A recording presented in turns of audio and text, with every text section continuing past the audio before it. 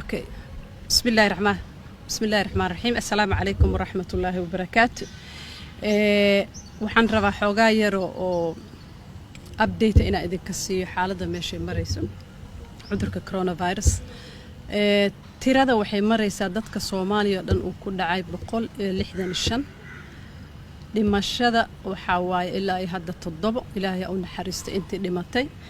3 qof oo kamid ah 164 taasna cudurkii waa ka raysatay ilaahay waa caafiyay. wixii details ay ku saabsan isbitaalka Martini iyo inta jiifta iyo cadadooda isay kala yihiin dhakhtarka noo sheegay isbitaalka 24 saac fariisto wax ka maamula taqaatiirta laakiin guud ahaan waxaan rabay inaan idin sheego tirada inay intaas tahay.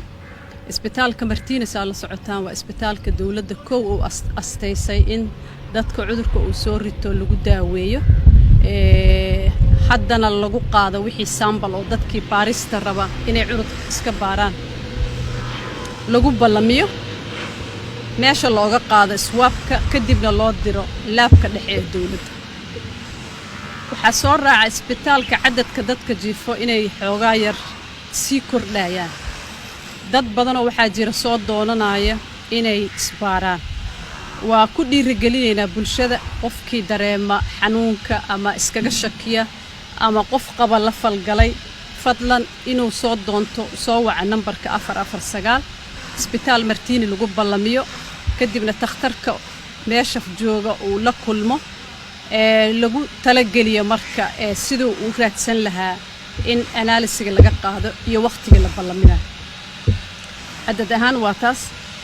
waxaa jira isbitaalka Banaadir in asagana la asteeyay inuu noqon doono qayb ka mid ah oo laga goyn doono qaybta hooyada iyo dhallaanka ah in asagana haddii lacala tirada inta ay buuxsanto isbitaalku sariiraha yaala Martini badna waa 46 sariir iyo ICU da loogu diyaarinayo shoosheeda ay dhimantahay ilaa iyo 25 sariir laakiin lacala haddii loo baahdo in isbitaal Banaadir meel qayb ah loo gooyo irid gooni loogu furo taqaatiirta iyo kalkaaliyayaasha daaweynaya iyo agabkana uu ahaado mid u go'an.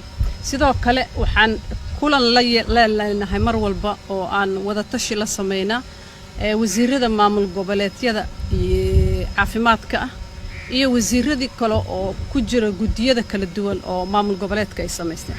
sidaad la socotiin maamul goboleedyada qaarkood wasiirada caafimaadka ayaa gudiga maamul goboleed madax ka ah mararka qaarkoodna wasiirro kala ka ah laakiin waa dad wada shaqeeya.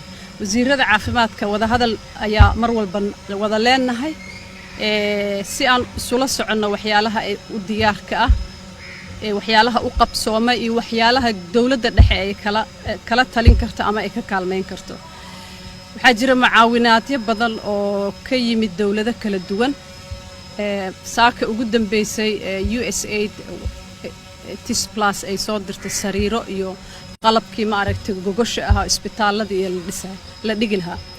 arrimahaas oo dhan waa loo wada qorsheeyaa waxyaalaha la keeno agab kasta oo loogu talagalay in looga hortago cudurka ama lagu daaweeyo waxay qayb ka yihiin maamul goboleedka qorshahan lagu qaybinayo wax allaala wixii soo gaar ama ha ahaadana qalab shaybaar ha ahaadana qalab isbitaalada loogu talagalay ama agabkii lagu daaweyn lahaa.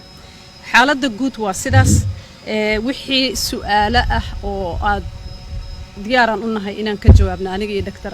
Cabdirasaaq oo isbitaalka Martini ka falgala oo incident manager ah wasaaradana ka ah agaasimaha nidaamka caafimaad